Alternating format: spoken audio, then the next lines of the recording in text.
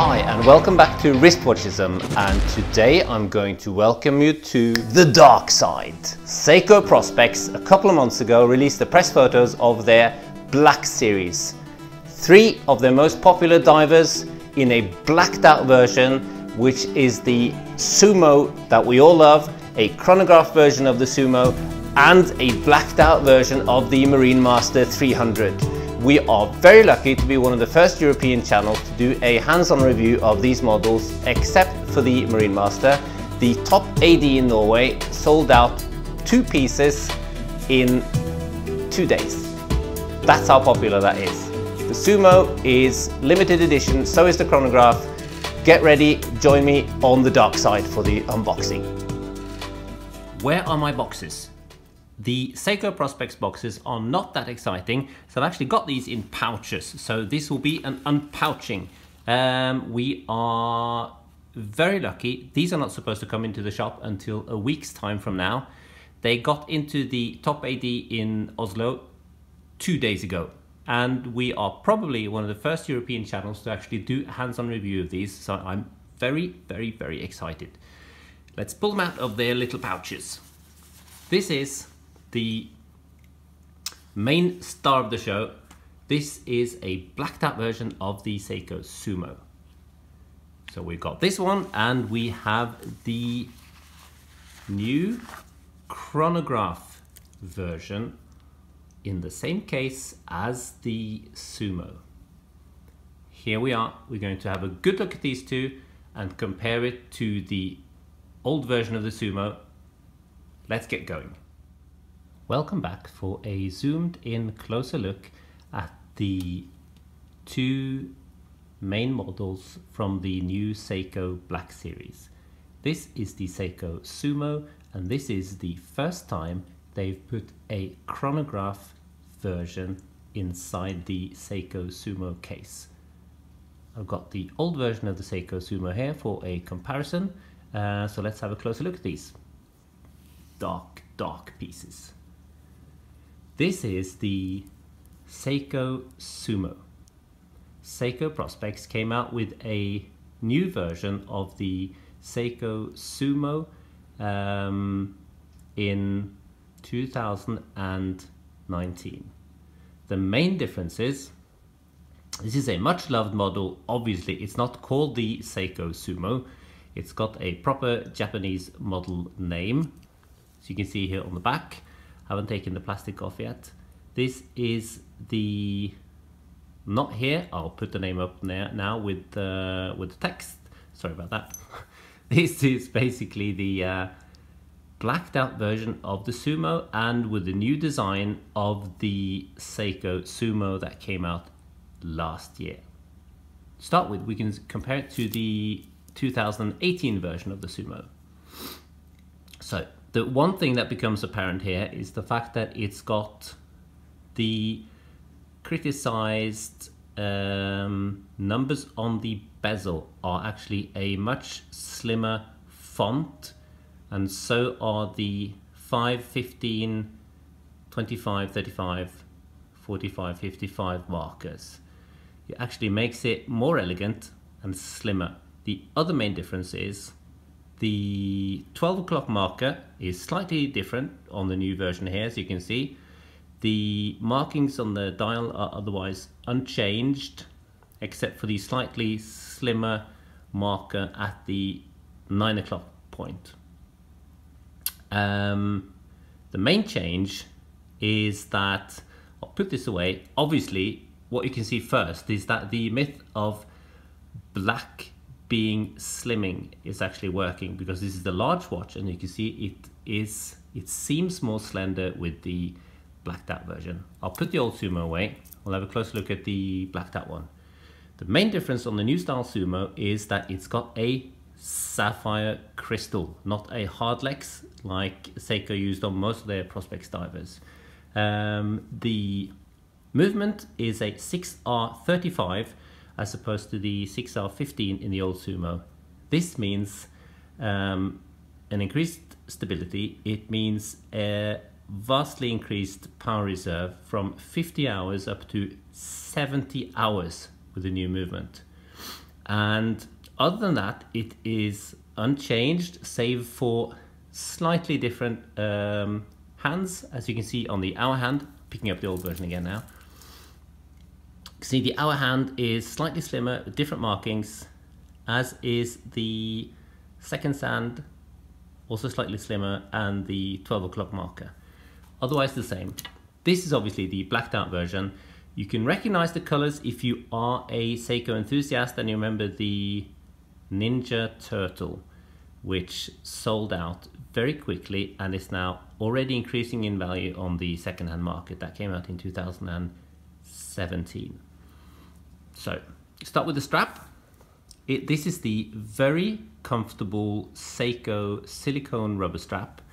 Being a silicone rubber, it has a tendency to attract dust, but it is super subtle and oh so soft compared to many other diving straps. It can be long for some people, but it is extremely comfortable. Around the back, you can see the numbers, because this is actually a proper limited edition. It's got a 7,000 unit production, and so not very many are coming to each country. The Sumo version here has got the markings of the standard model, but you've got a creamy colored Lumi Bright on the markers. You've got an orange minute hand, black hour hand, and a black seconds hand. This creates a lot of life on the dial, you know, especially being a blacked out version. Normally you'll see this creamy colored lume on vintage models or retro inspired watches. Obviously the Sumo is not an old model, it's quite a new model, so they've done this purely on an aesthetical standpoint, but it really works with the black and it brings a lot more life to this otherwise monochrome model. The bezel is black and you've got the markings down to the 20-minute mark with a silvery grey, which also brightens up the whole appearance of the watch. Classic Sumo case, 44 millimeters, quite long in the lugs. As I said, it's got the superb 6R35 movement, 70 hour power reserve, 200 meter water resistance. So a top diver from Seiko Prospex. And I'll show you some wrist shots later. I'll put it on now. You can see it does wear smaller than the size would suggest. I think it is superb. This is going to sell very fast, despite the fact that $1,000 is quite expensive for a Seiko Sumo. But there are so many enthusiasts out there for this watch, so yeah, it's gonna go. On the wrist, I have one word, and that is ergonomics. Seiko knows how to make a very large watch feel smaller on the wrist, and the comfort is exceptional. The silicone watch strap is very comfortable, and you have the special detail of the vintage lume on a non-vintage watch, which seems quirky but works perfectly. The other version is the blacked out chronograph version of the Seiko Sumo. The model number of this is the SSC761J1. Obviously, everyone is going to talk about this using the Sumo name, because the Sumo has been a model for many years now with Seiko. It's got many iterations, special editions, special colors. It is a much loved model. It represents superb value for money, and the chronograph version in this Solar VK92 movement quartz is a very good value proposition. This has got a plus minus 15 seconds deviation average per month. So quartz is on the way back. This is actually the first time I've done a review and I'm holding a quartz version of a watch in my hands, and I'm not afraid. Do not be afraid of quartz. It is not the return of quartz. Quartz with bespoke cases and quartz with special in-house quality movements, especially from Seiko, are seriously on the way back. So you recognize the same markings as on the normal Sumo, with the lovely creamy colored Lumi-Bright on the markers. You've got 3 subsidiary dials here. This is the running seconds with a nice little Lumi-Bright pip on the end, square end of the seconds marker. Over on the 9 o'clock, you've got a 24-hour marker. You've got a small date window right after 4 o'clock, and you've got the 60 minute counter for the chronograph, which, when you do not use the chronograph, is a indicator of the charging of the watch. Sorry. This is a diver. It's got 200-meter water resistance, and therefore it's got screw-in crowns for the chronograph. I'll show you how it works. You loosen the crown with the threaded ring here around it. Might seem fiddly, but obviously if it didn't have that, you might get a 50 or a 100-meter water resistance, and this is a proper 200-meter diver. So this is the chronograph movement. You see now the, sorry, I'll set the time here so you can see it better. That's it, sorry, I zeroed it out now. Start it again. Starting the chronograph here, you can see the main seconds hand with the little Lumi-Bright tip going around. The charging indicator has now popped up to the 12 o'clock 60-minute mark, and it's now working as a minute counter. You stop the chrono here, you zero it out by the normal button here, pops back to 0. When I now screw these crowns back again, so getting the 200-meter water resistance back on the watch, which is a good thing if you're using it for diving, then the charging indicator in a minute will pop back to showing full or empty. Obviously, we know very well the quality of the solar movements that Seiko use.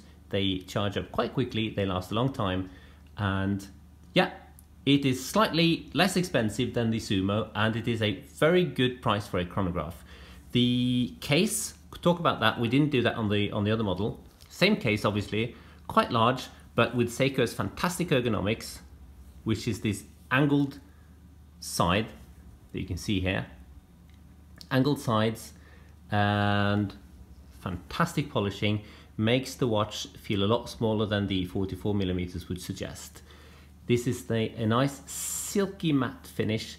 This is not PVD, as you can see. I think the back's got PVD, that's why it's so shiny. This is not PVD, it is not DLC. This is Seiko's own proprietary hard black coating, as they call it. But if the rest of Seiko's Prospex quality is anything to go by, then this will be superb. You still see all the really nice details from the Sumo case, especially the beveling, which you notice especially here on the corner by the lug, where you have the case side's got a bevel on the top, flat polish on the middle, angled bottom, and then you have a separate angled chamfer on the lug. So the details here are superb, way above the price.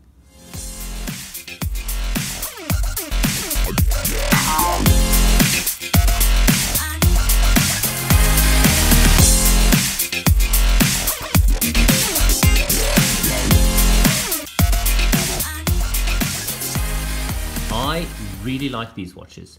They are big watches, as we know and love from Seiko Prospex. They do not make divers in 38 millimeters, but they're so good with the ergonomics that the watches actually feel a lot smaller than they are. I'm very happy with these, very happy to recommend either one of these. Thanks very much to the AD. So if I'm quick enough at doing the editing here, we might actually be the first channel in Europe to show this.